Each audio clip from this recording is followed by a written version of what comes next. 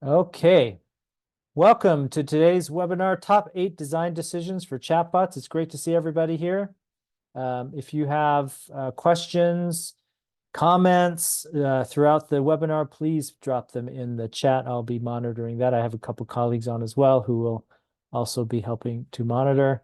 I'm excited about the content today. I'm going to move pretty fast. At least I hope I'm going to move pretty fast, go through the content, and so we can have plenty of time at the end for some Q&A. I'll also watch the chat for questions that come up along the way.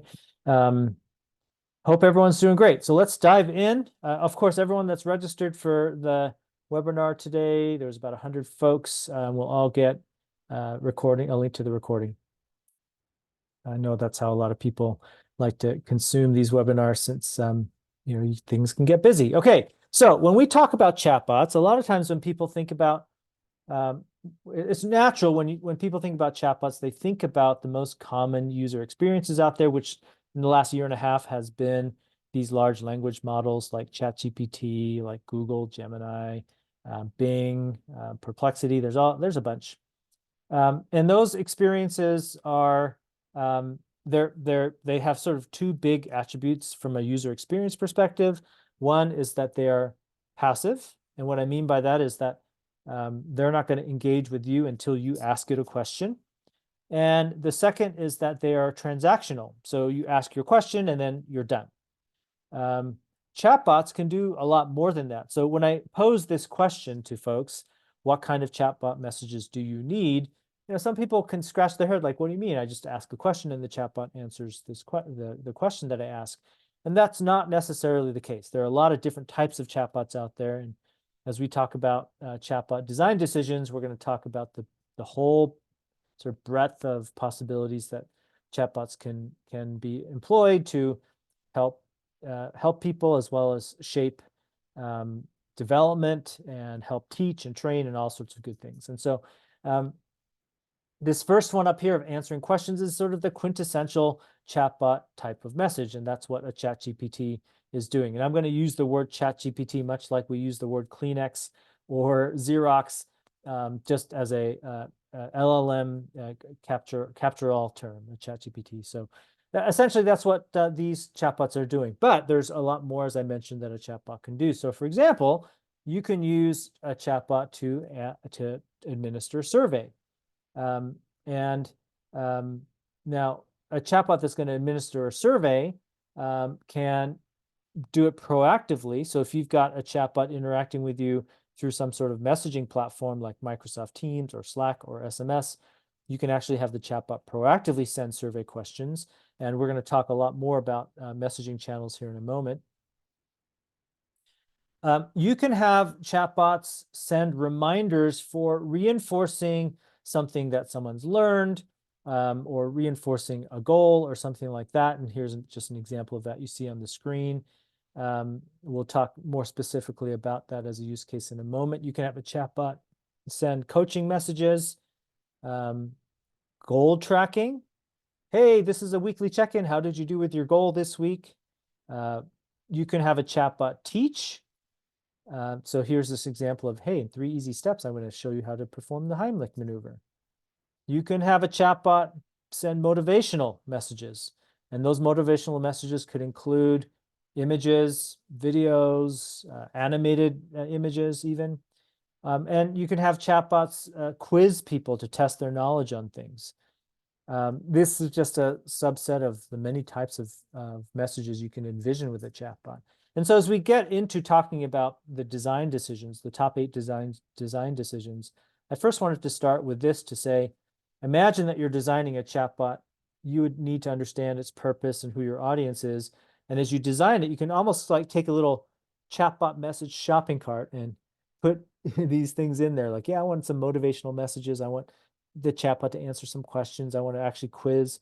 And this is just a useful slide, I think, to help expand your mind in terms of what functionality you can have your chatbot perform. Then I also just want to take a few minutes and talk about some common use cases I see in the workplace, in particular workplace learning. And I want to share some more information about each five of these, but these are sort of the top 5 use cases that I see. And I think this is a nice precursor. I'm going to show you some examples of some of these chatbots before we get into the top 8 design decisions. So let's look at these one at a time. So training reinforcement, I think, is a really compelling user experience for a chatbot because it really addresses this issue of, let's say that I'm going through some sort of formal learning class. It might be an instructor-led workshop. It might be an e-learning.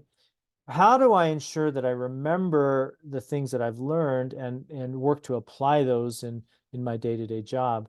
A chatbot's a really great medium for this because the conversational user interface is so frictionless and easy to use.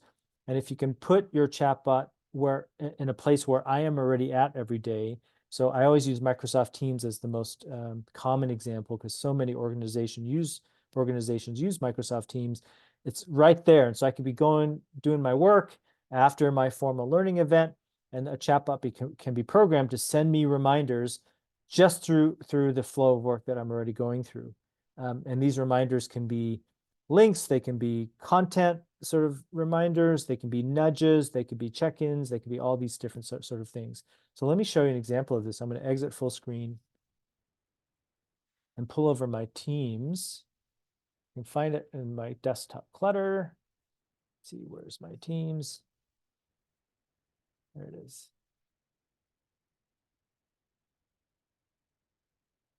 Sorry, folks, I just need to. Okay, so here is my Microsoft Teams. Hopefully you can see this. This is a Microsoft Teams account where I've got a bunch of chatbots on here. We'll look at some others here in a moment. But you can see here the user experience is this chatbot being programmed to send me messages, and so I could be working away, and here are some reminders that this chatbot is sending me.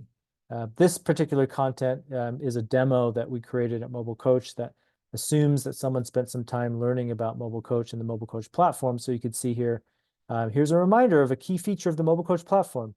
So it's just a way to remind me. And like, here's a video of describing how this works. Real easy stuff to do. And so it's a great use case because it's such a frictionless experience. New hire onboarding is also a fantastic experience. I like to think of this as sort of a new hire concierge that you're putting together. And what I like to talk about with new hire onboarding is actually a chatbot can be programmed to assist these individuals even far enough back to where they're candidates. So you can imagine having a chatbot interacting with a candidate to join your company as they go through the interviewing process. So let's say, there's that period of time. And then you can imagine that same chatbot helping them out from the time they accept an offer to the time they start. There's a gap of time there. In terms of that gap, I have talked with organizations who actually face a challenge for challenge of turnover during that gap, especially for frontline employees, where it's a lot more unpredictable in terms of someone says they're going to join and will they actually join the company. But so you can imagine chatbot messages helping to ensure that we're answering questions, we're prepping people appropriately to help them get to day one of their job successfully. And then of course the natural user experience of let's have a chatbot help people in their first few weeks, first few months of their job. And this could be a wonderful complement to whatever orientation program that you've got set up. And so now imagine that little shopping cart metaphor where, okay, we want to interact with these people that are candidates to our job. What types of messages would we want to send them? And then once someone's accepted an offer, between the time that they've accepted their offer to the day one, what types of messages would we want to send them? And it could be, make sure you fill out this form by this due date, or here sort of, we're excited to have you. Here's a video on what to expect on your first week of work. And then of course, think about the messages that could be sent once they officially start.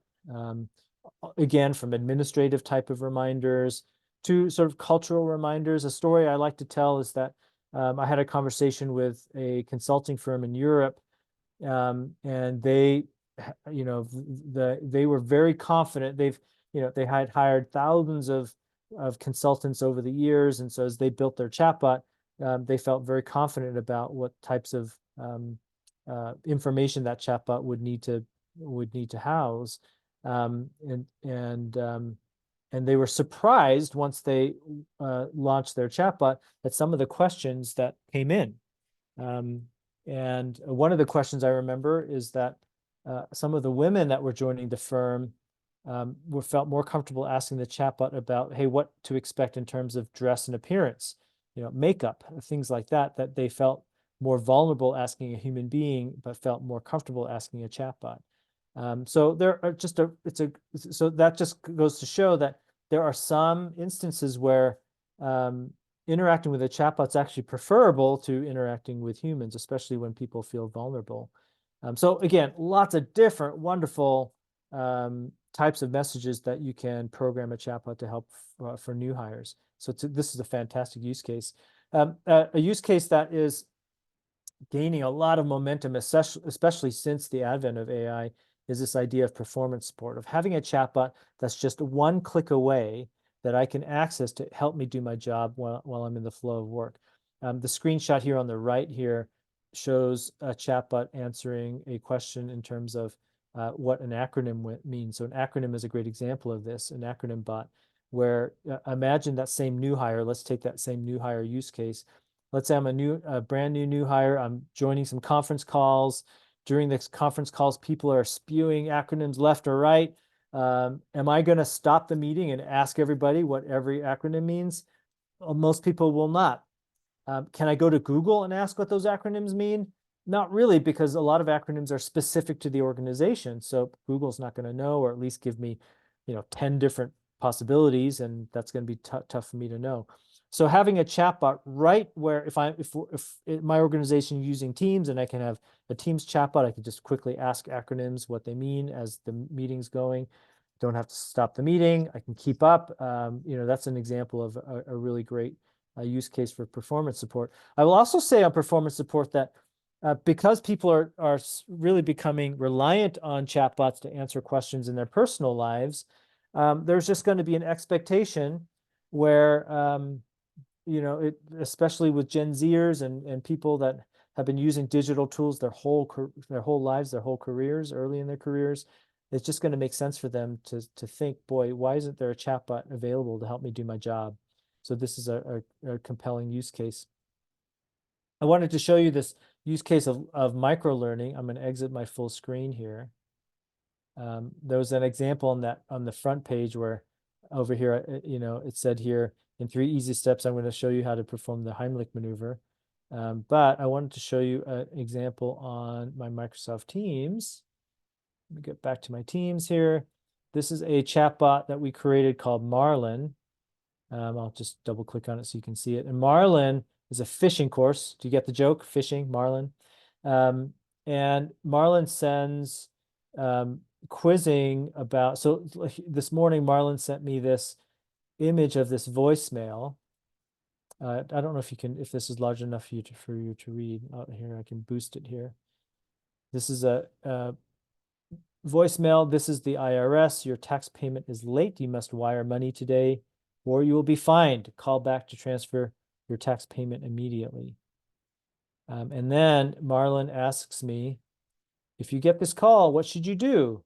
Contact the IRS, report it as spam, do nothing, all of the above.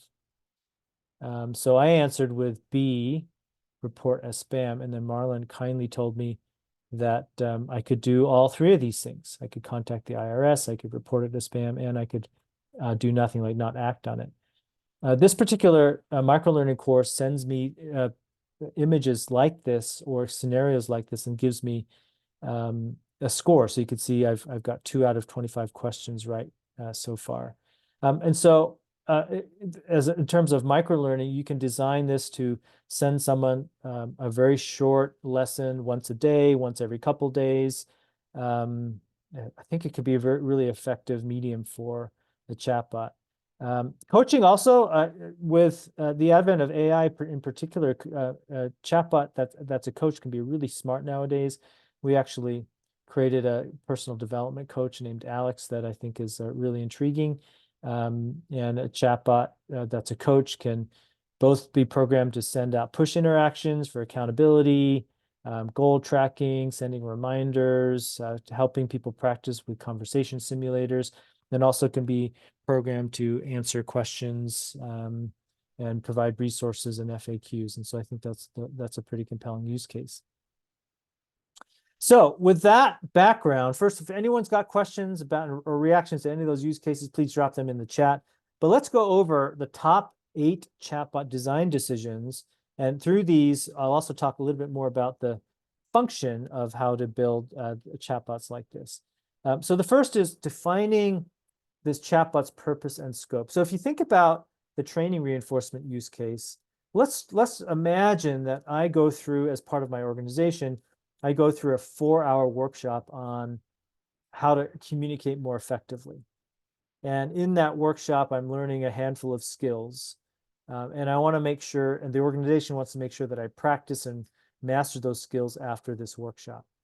And so as part of that, let's say that we create a chatbot to follow up as a training reinforcement use case for that workshop. I would expect then that chatbot to set the expectations with me. So the first message might say, hey, I'm a chatbot to help you master the skills you learned in this effective communication workshop. I'm going to send you a couple messages a week for 2 months. So what that does, it does 2 things. It sets the expectation where now as the user, I know what this is going to be about. When I get a proactive message from the chatbot, I'm not going to think it's spam. I'm all set. The second thing it does is it helps you narrow the scope of the design to make it a lot easier for you so that you're not having to design the chatbot to answer any question under the sun. You're just having to program it within that limited scope of the chatbot's purpose. It's a huge best practice to help both the user have a good experience because you've really helped them understand what the chatbot's scope is. And it helps manage the project so it's not overwhelming because you now know exactly what the chatbot's going to do. So Pete, I actually have one of the top 8 chatbot design decisions is personality and tone. So you sounds like you got a sneak peek of the slides here. So I'm going to get to that here in a minute. Thanks for the question. So the second design chatbot, top 8 chatbot design decision is choosing where your chatbot lives. Anywhere where you can message, you can have a chatbot. And so that could be Microsoft Teams, WebEx Teams, Slack, Google, SMS, WhatsApp. I use multiple messaging apps on my phone because I've got friends around the whole world, friends and family around the world. So there's different messaging apps that I like to use. Facebook Messenger, as another example. And the idea is that you want to put your chatbot where it's most frictionless for your target audience, where it is, where they already are, is what I like to say. And so fortunately, the good news is that most messaging channels support chatbots. And so that is what will drive your decision. I will say the second thing that will that will force you to drive a decision is if you want to deploy a chatbot within your organization, then you have to be, you have to get approval from your organization's IT department in terms of what channel that you use. So example here is that oftentimes organizations would like to use SMS to reach frontline employees, as an example. And then that becomes a negotiation with IT to use SMS, not only IT, but compliance to get permission to use that type of channel. So that's another secondary consideration when you're deciding on message channels. Pete, if you could tell me a little bit more about what you mean by your client companies. So I think what that means is that, yes, if let's use Microsoft Teams as an example.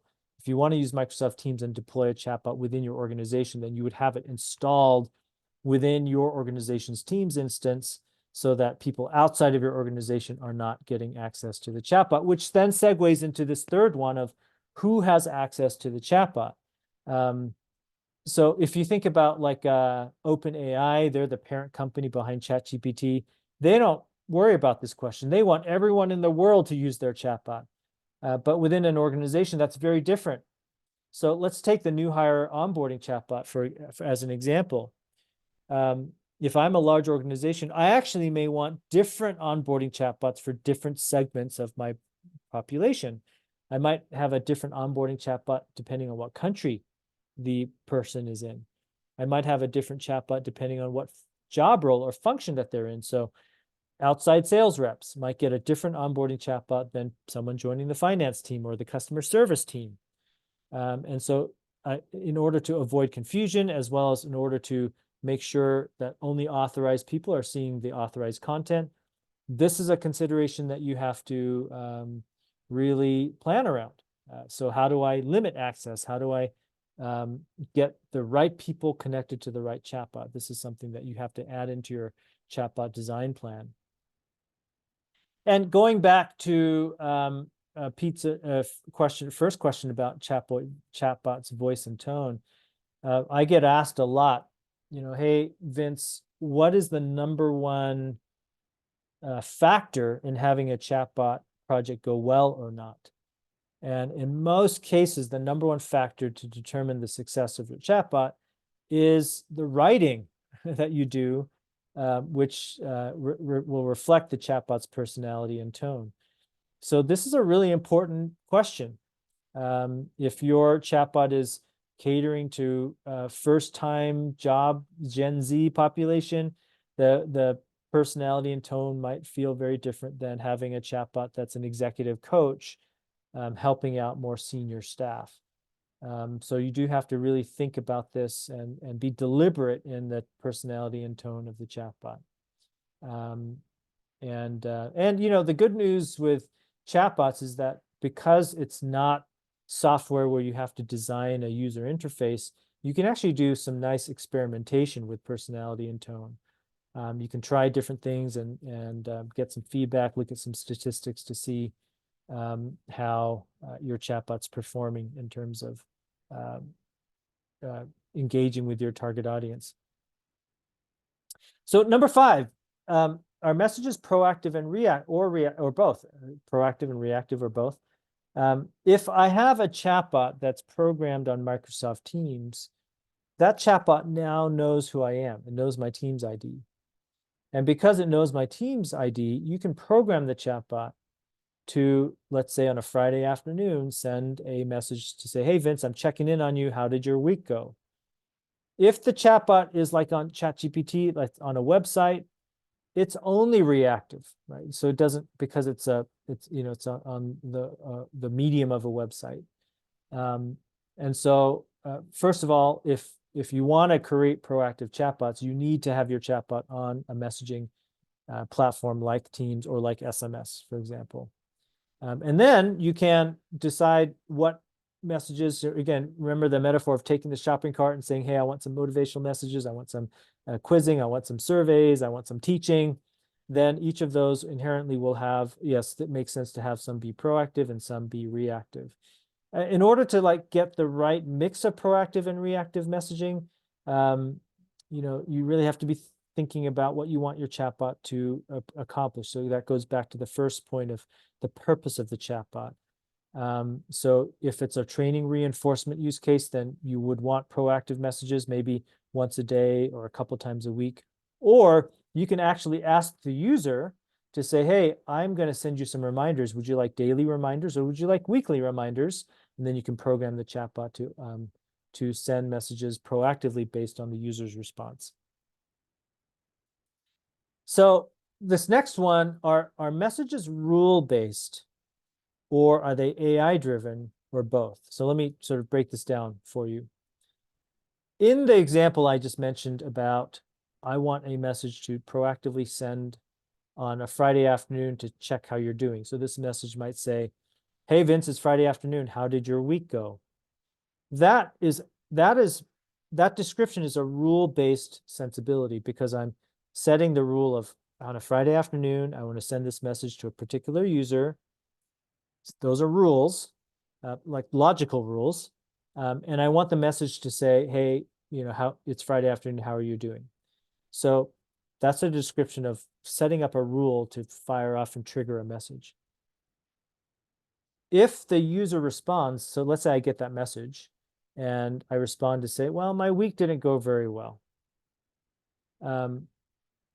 To respond and acknowledge to that type of message, it's really cool and useful to use AI, because in a rule-based sensibility, it's hard to predict asking the question, how did your week go? If I ask 1,000 people that, I'm going to get 900 different responses. And I can't anticipate all of those in a rules-based scenario. And so there, it's nice to use AI then to say, oh, hey, AI, I asked someone in a rules-based message how their week went. This is their response. I want you to acknowledge their response in this manner. And AI can actually do a really nice job of managing that type of interaction. So that is an example. I should have drawn that up for you so you could see it visually. But that's a great example of how you can use both a rules-based sensibility with AI to have a very nice comprehensive user experience. So if you decide in your chatbot you want to use rules-based as well as AI-based, then you have to just be ready to program them both in there. Okay, so number 7 is your chatbot 100% autonomous, or is there human intervention? And so 100% autonomous means I'm going to program my chatbot and I'm going to let my users have at it, and I'm never going to worry about it again. And I know that might mean that I know that some percentage of interactions might not go so well, but that's okay. Users are used to that. They're going to have to just deal with it. So that's sort of the design decision of having your 100% autonomous chatbot. There are times, however, where you want to have human intervention. Let me give you an example around onboarding, new hire onboarding. So let's say that you program your new hire onboarding chatbot to ask a new hire something like, hey, it's been 2 weeks here at company X, Y, and Z. Have you met your supervisor yet? Have you had a sit down with your supervisor yet? So let's say that the user says, no, not yet, I haven't.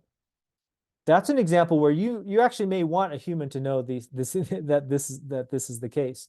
So you can program your chatbot to provide some human intervention. Actually, the most common use case for this is outside of in the workplaces. Oftentimes we have interacted with chatbots on like a customer service chatbot, and it gives you some generic FAQs, but then you can escalate to talk to a human agent if you need to. That's the quintessential example of human intervention.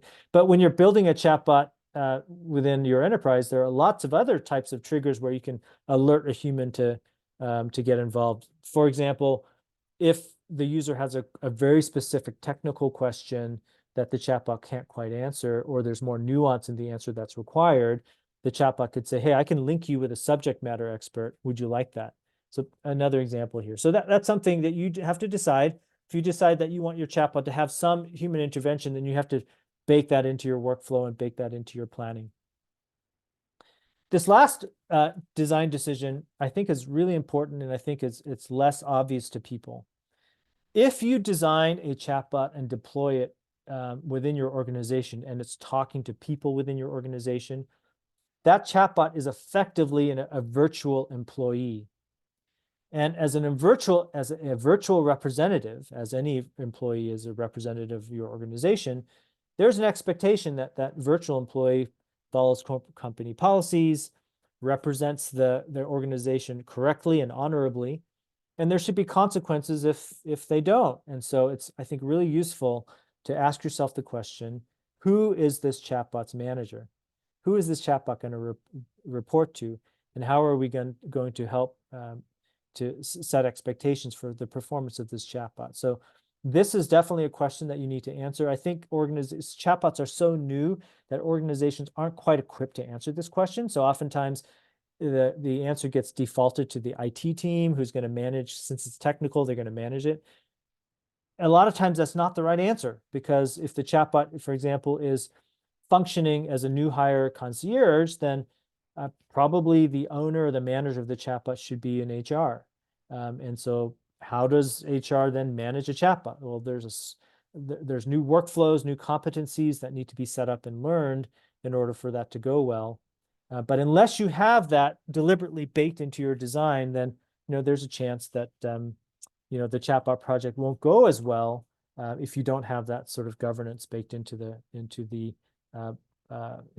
plan for the chatbot. So these are the top 8 chatbot design decisions as of today that I think are the most relevant for organizations that are looking to deploy a chatbot. I want to just spend a minute talking about large language models, which is AI, like a ChatGPT or a Gemini or a Bing. Um, uh, a lot of organizations are eager to use this, and some are using them more. I think the first year I saw a lot of absolutely no use policies. Now this year I'm seeing organizations that have either built an internal LLM that they've given people access to use, or they've built policies on giving guardrails on how to use it. If for chatbots that you want to deploy in training reinforcement or new hire onboarding or coaching, some of the use cases we talked about, a lot of those will have to have a rules-based foundation, especially that the third, if I go back to the slide here, this third one, who has access to the chatbot, you're going to need rules to set up authorized access. And so there's got to be a rules-based sensibility. But in some of those user experiences, you're going to want to use AI to really have a more robust interaction with your target user. So here, using the Mobile Coach platform as a rules buffer has just been a fantastic use case.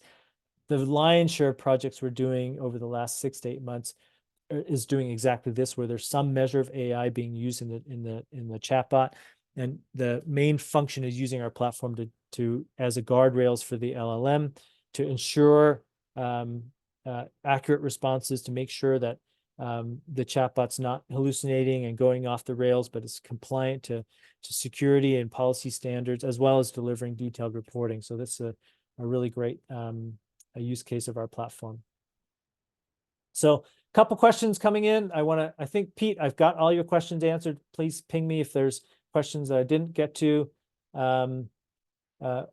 Thank you, Wesley, for joining in. Wesley says, a marketing question: do you have language beyond the word chatbot to describe these entities? And finding as we talk, everyone should go in and read Wesley's larger question.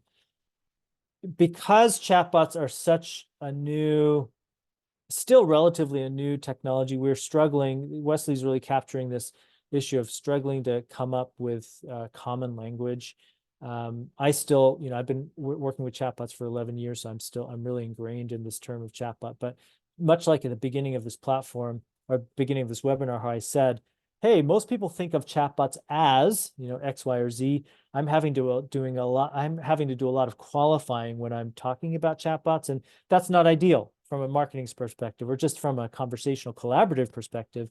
Having to work really hard to get to a common language is not ideal. So yeah, AI agents is becoming a really common term. I take the word chatbot very literally. The definition of a chatbot is any sort of computer-generated automated conversational simulation. But it's a great point.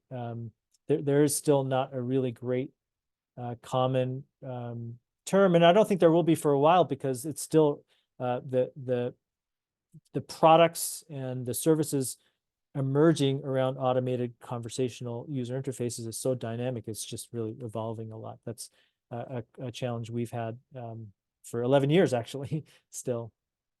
So Stephanie's asking, if using chatbot for giving a survey, is there a way to gather results easily through Mobile Coach? Or is it suggested to shout out a link from a survey, like a Survey Monkey? Great question. The answer, it depends.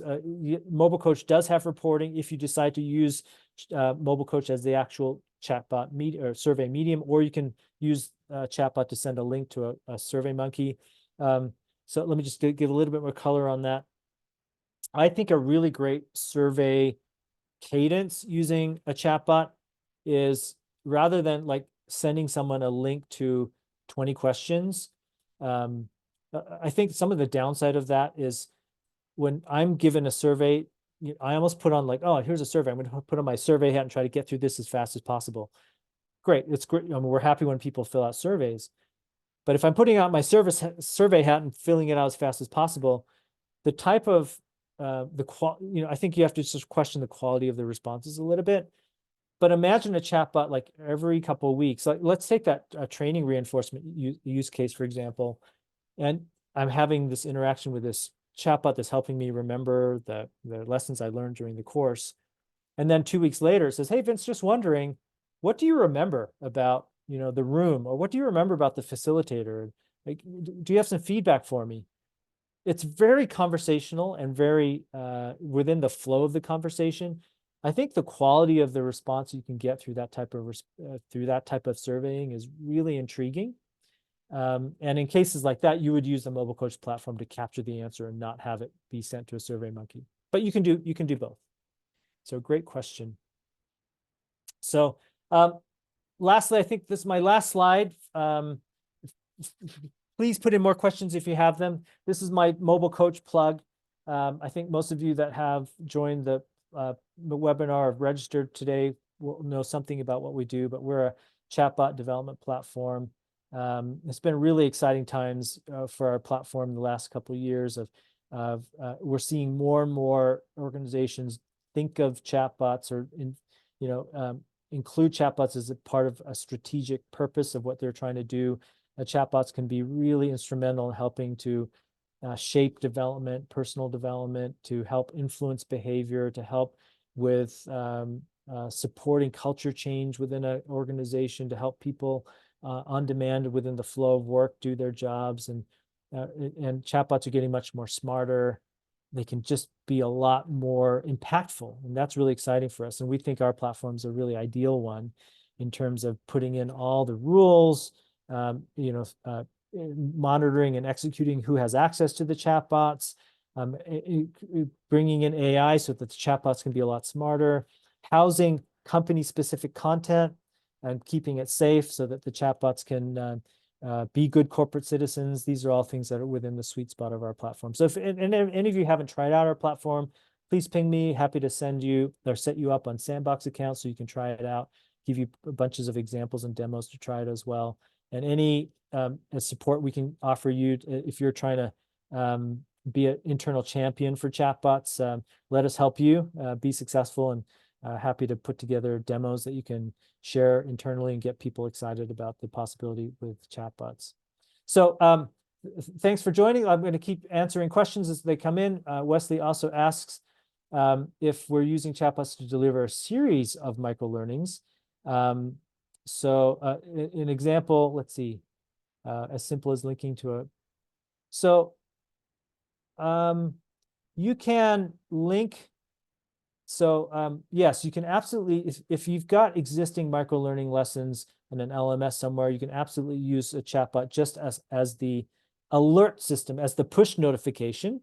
So if I'm on Teams, here's, hey, check out this 5-minute course that we have, and it can have a link, and that link will go right to where that micro-learning is housed. Or you can actually take the micro-learning content out and put it right into the chatbot. I think I did an example a little earlier with the phishing example. I actually saw a really cool example a few weeks ago where there was an image of how to install a PICC line in a child's arm.